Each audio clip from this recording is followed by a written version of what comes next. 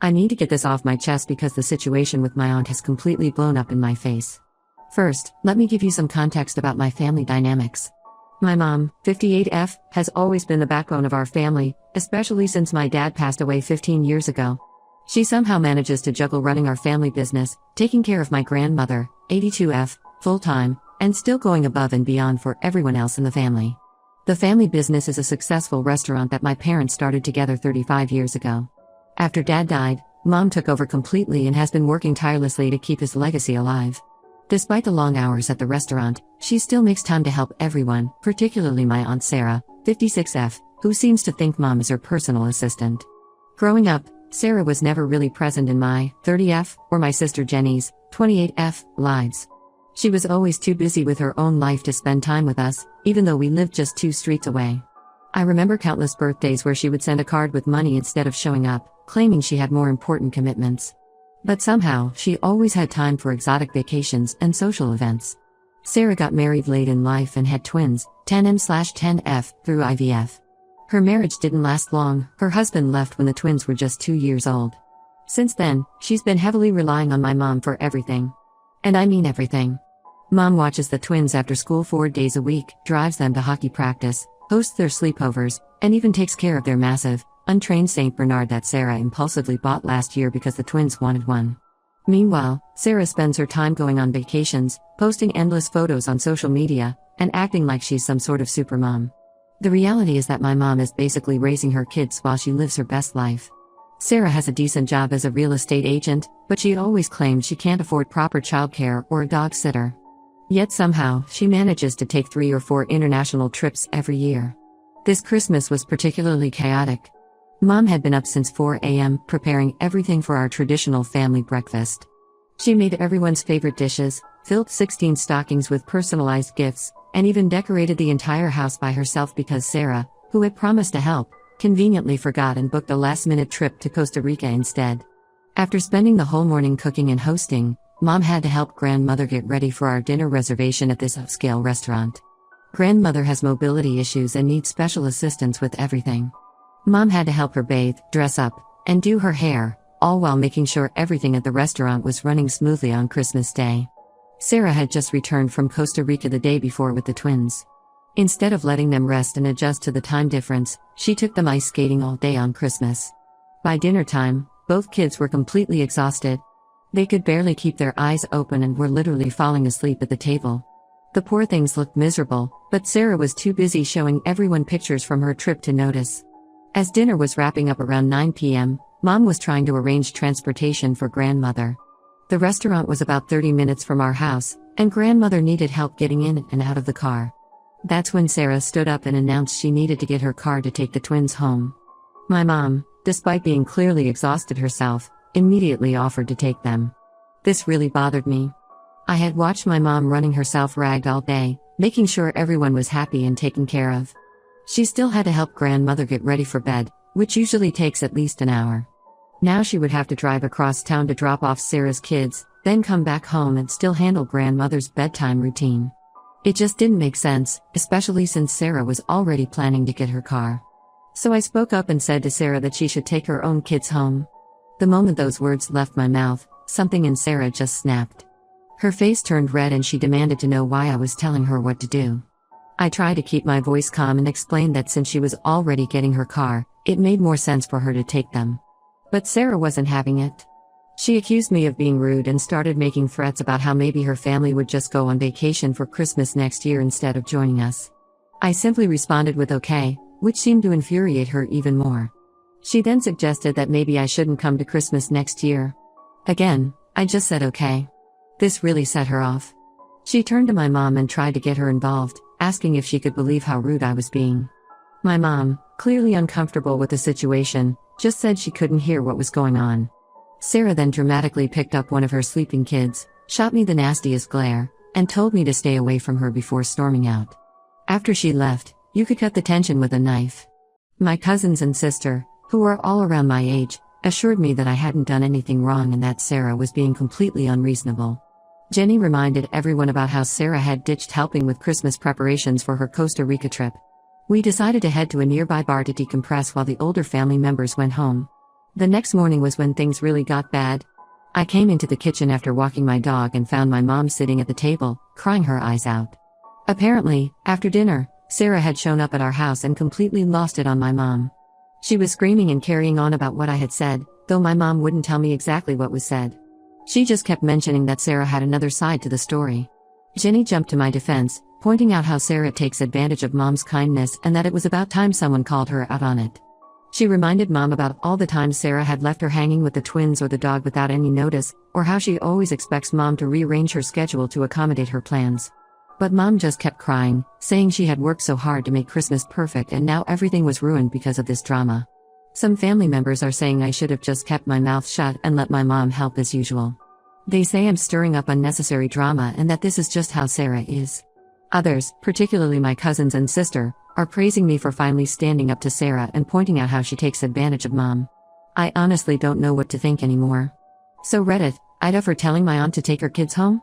Update 1. The situation has gotten so much worse since my last post. Sarah has launched a full-scale character assassination campaign against me within our family. She's been calling everyone, from distant cousins to old family friends, telling them about how I disrespected her at Christmas dinner. But she's not just talking about the dinner incident anymore, she's rewriting our entire family history. Last week, I got a call from my cousin Mark, 35M, who lives in another state.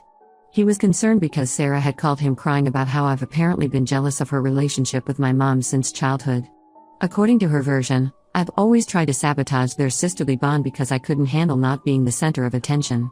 She even told him that when I was a teenager, I deliberately scheduled activities with mom when I knew she had plans with Sarah, which is completely ridiculous because back then, Sarah was hardly ever around. But the worst part was discovering what Sarah had been telling my mom. Through Jenny, I learned that Sarah has been feeding mom all these lies about things I supposedly said about her parenting. She told mom that I've been going around to family members saying she's a terrible mother who always puts Sarah's needs before mine and Jenny's. She claimed I said mom was weak and spineless for letting Sarah take advantage of her. These are horrible lies. I've always been incredibly proud of my mom's giving nature, even if I sometimes worry that people take advantage of it. The situation came to a head last weekend at the twins' birthday party. Sarah made it a point to invite every single family member except me and Jenny. She even invited our cousins' kids who were the same age as the twins, knowing they're close friends with Jenny's children. My mom was torn about attending. I could see the guilt eating away at her. She ultimately went because she didn't want to disappoint the twins, but she barely stayed an hour. After the party, my cousin Lisa sent me screenshots of the party's group chat where Sarah was making subtle digs at me throughout the day. She posted pictures with captions like finally having a drama-free family gathering and sometimes cutting out toxic people is necessary for peace. The worst part was seeing various family members liking and commenting in agreement. What really hurt was discovering that Sarah had been showing people old text messages between us, completely out of context. Back in college, I went through a rough patch after a bad breakup and confided in Sarah about feeling lonely and sometimes jealous of people with perfect lives. She was actually supportive then, or so I thought. Now she's using those vulnerable messages to paint me as this bitter, jealous person who's always envied her life. She conveniently leaves out the part where she was barely present during my childhood and only started acting like an aunt when she needed mom's help with the twins. The impact on my mom has been devastating. She stopped talking about Sarah around me, but I can see how much this situation is wearing her down. Last week, she had to cancel her regular lunch date with her friends because Sarah called with another emergency involving the twins. Mom rushed over only to discover that the emergency was Sarah needing someone to watch the kids while she went to a spa day with her friends. Mom had already rearranged her whole schedule and canceled plans with her friends who had come from out of town specially to see her. This incident really upset Jenny, and she confronted Sarah about taking advantage of mom. Sarah turned this around too, telling everyone that Jenny and I are trying to isolate mom from her and the twins. She somehow convinced several family members that we're the ones being controlling and manipulative. The entire extended family is now basically split into two camps. My cousins Mark, Lisa, and their families see through Sarah's manipulation and have been supportive. But others, particularly the older generation who remember Sarah as the baby sister who lost her husband, think I'm the villain in this story. Even my grandmother, who has always stayed neutral in family conflicts, suggested that maybe I should apologize just to keep the peace. Jenny thinks I should stand my ground, but watching mom trying to navigate between her children and her sister is breaking my heart. Still, I don't believe I should apologize for something I didn't do wrong.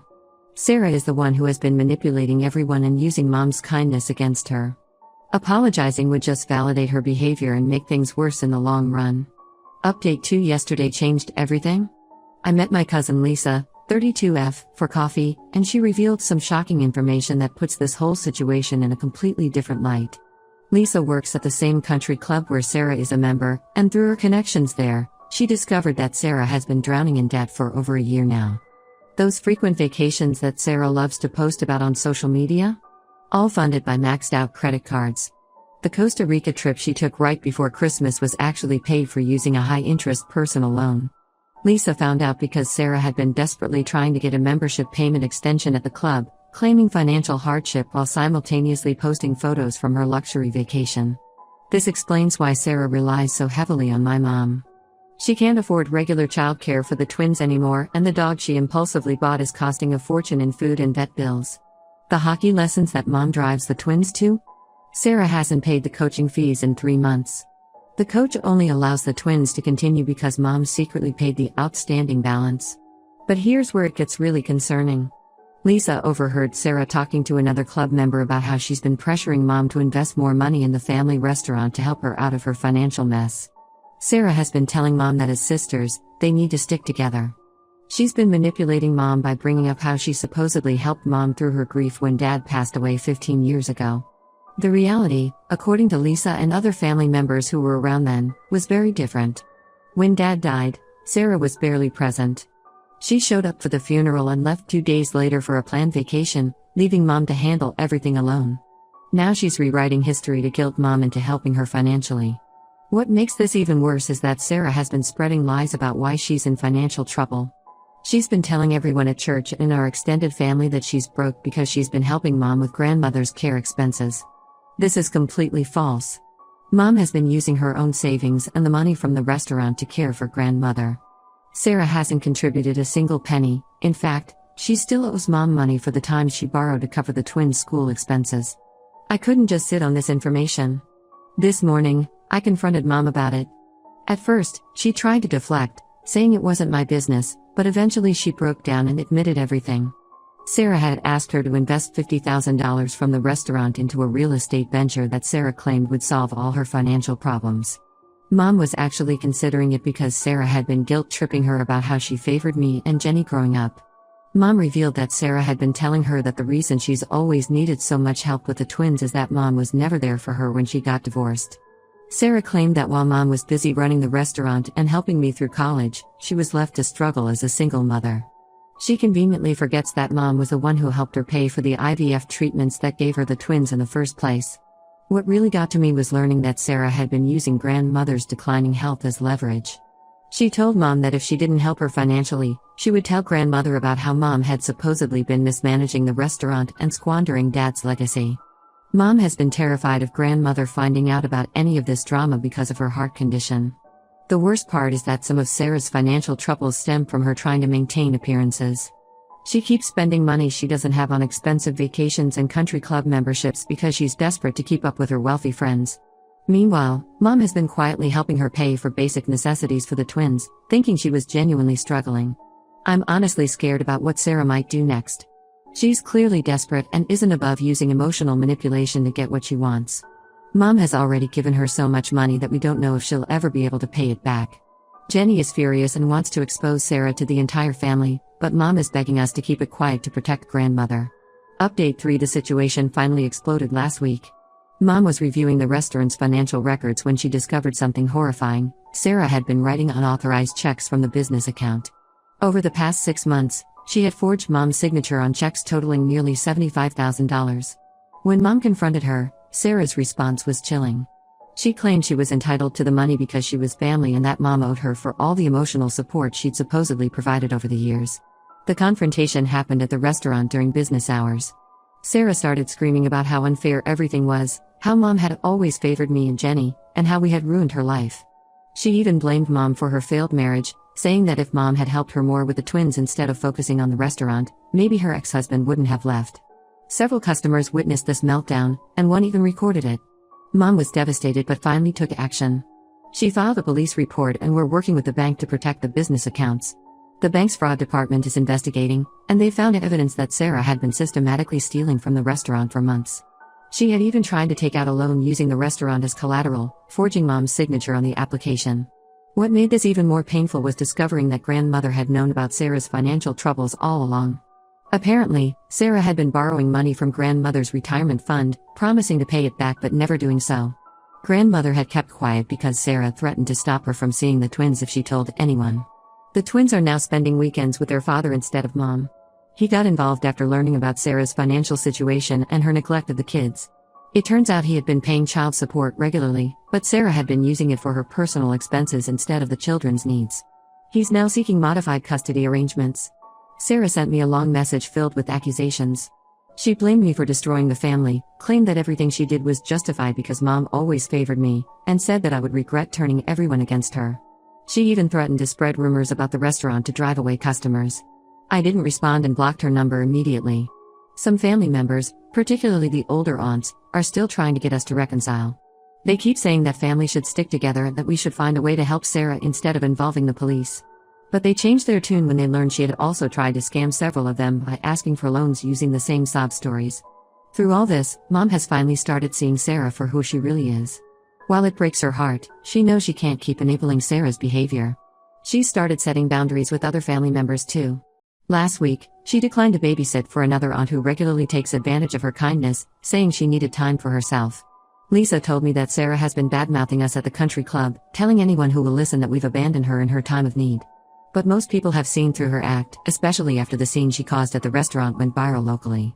Grandmother is now living with us full-time, and her health has actually improved since we cut contact with Sarah.